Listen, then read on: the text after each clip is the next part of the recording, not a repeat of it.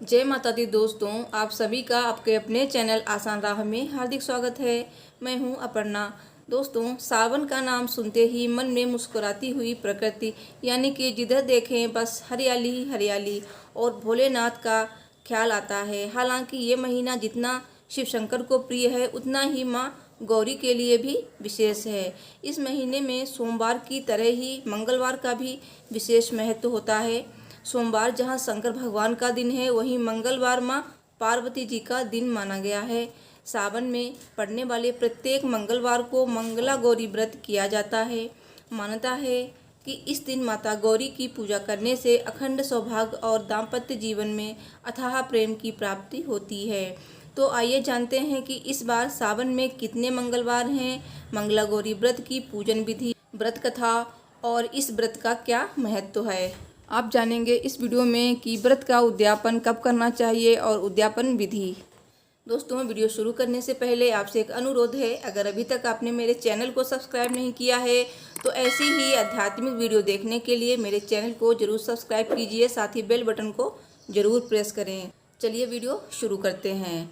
सावन का महीना भोलेनाथ का माना जाता है, लेकिन सावन के दौरान पड़ने वाले मंगलवार का दिन देवी पार्वती जी को अत्यंत प्रिय है। यही वजह है कि इस दिन गौरी माँ का व्रत और पूजन किया जाता है और इसे मंगला गौरी व्रत कहा जाता है। दोस्तों, सावन का महीना 25 जुलाई से शुरू हो चुका है। सावन का पहला सोमवार 26 जुलाई को है। इसी तरह से सावन माह के कृष्ण पक्ष की द्वितीया तिथि को मंगलवार दिन 27 जुलाई को पड़ेगा। 27 जुलाई को सावन का पहला मंगला गौरी व्रत रखा जाएगा।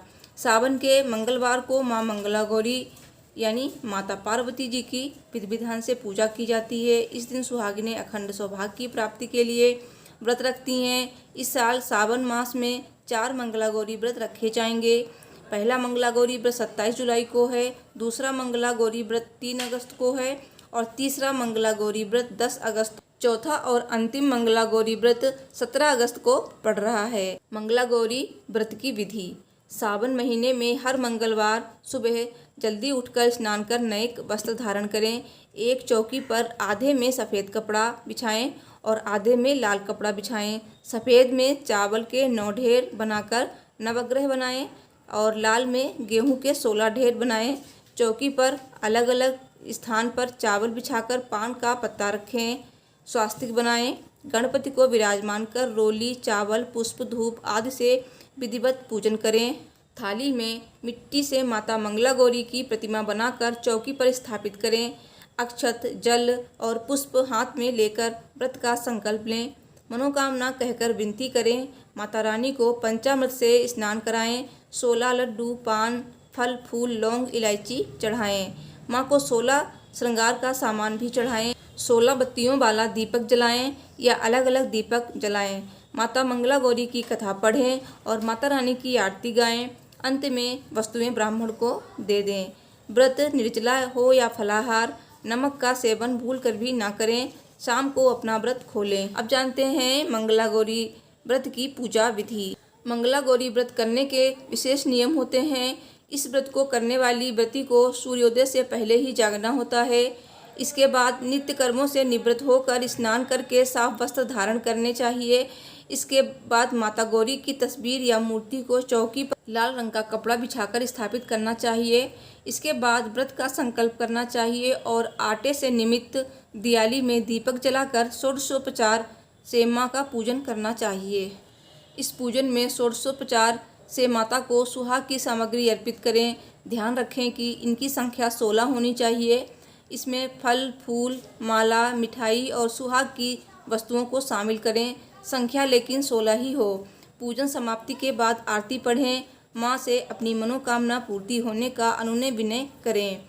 सावन का पहला मंगला गौरी व्रत शोभन योग बन रहा है और ज्योतिष विज्ञान के मुताबिक शोभन योग को शुभ कार्यों के लिए सर्वोत्तम माना जाता है। शोभन योग मंगलवार को रात 9:11 तक है। इस दिन राहु काल दोपहर 3:51 से शाम 5:33 तक है। अभिजीत मुहूर्त दोपहर 12 बजे से 12:55 तक है और विजय मुहूर्त दोपहर 2:43 से दोपहर 3:38 तक रहेगा। माता मंगला गौरी की व्रत कथा। सब बोलिए माता मंगला गौरी की जय। पौराणिक कथाओं के अनुसार एक समय की बात है, एक शहर में धर्मपाल नाम का एक व्यापारी रहता था। उसकी पत्नी काफ़ी खूबसूरत थी और उसके पास काफ़ी संपत्ति भी थी, लेकिन संतान न होने के कारण वे दोनों काफ़ी दुखी रहा करते थे, जिसके चलते सेठ ने कई जप तप ध्यान और अनुष्ठान किए, जिससे देवी प्रसन्न हुई। देवी ने सेठ से मनचाहा वर मांगने को कहा। तब सेठ ने कहा कि माँ, मैं सर्वसुखी और धन धान्य से समर्थ हूँ, परंतु मैं संतान सुख से वंचित हूँ। मैं आपसे वंश चलाने के लिए एक पुत्र का वरदान मांगता हूँ। देवी ने कहा, सेठ, तुमने ये बहुत दुर्लभ वरदान मांगा है, पर तुम्हारे तप से प्रसन्न होकर मैं तुम्हें वरदान तो दे देती हूँ, लेकिन तुम्हारा पुत्र केवल 16 साल तक ही जीवित रहेगा। ये बात सुनकर सेठ और सेठानी काफ़ी दुखी हुए, लेकिन उन्होंने वरदान स्वीकार कर लिया। देवी के वरदान से सेठानी गर्भवती हुई और उन्होंने एक पुत्र को जन्म दिया। सेठ ने अपने पुत्र का नामकरण संस्कार किया और उसका नाम चिरायु रखा। समय बीतता गया और सेठ सेठानी को पुत्र की मृत्यु की चिंता सताने लगी। तब किसी विद्वान ने सेठ से कहा, यदि वो अपने पुत्र का विवाह ऐसी कन्या से करा दें जो मंगला गौरी का व्रत रखती हो, इसके फलस्वरूप कन्या के व्रत के फलस्वरूप उसके वर को दीर्घायु प्राप्त होगी। सेठ ने विद्वान की बात सुनकर अपने पुत्र का विवाह ऐसी कन्या से ही किया जो मंगला गौरी का विधिपूर्वक व्रत रखती थी। इसके परिणाम स्वरूप चिरायु का अकाल मृत्यु दोष स्वतः ही समाप्त हो गया और राजा का पुत्र नामानुसार चिरायु हो उठा। इस तरह जो भी स्त्री या कुमारी कन्या पूरे श्रद्धा भाव से मां मंगला गौरी का व्रत रखती हैं, उनके सभी मनोरथ पूर्ण होते हैं और उनके पति को दीर्घायु प्राप्त होती है। बोलिए माता मंगला गौरी की जय। मंगला गौरी व्रत की महिमा।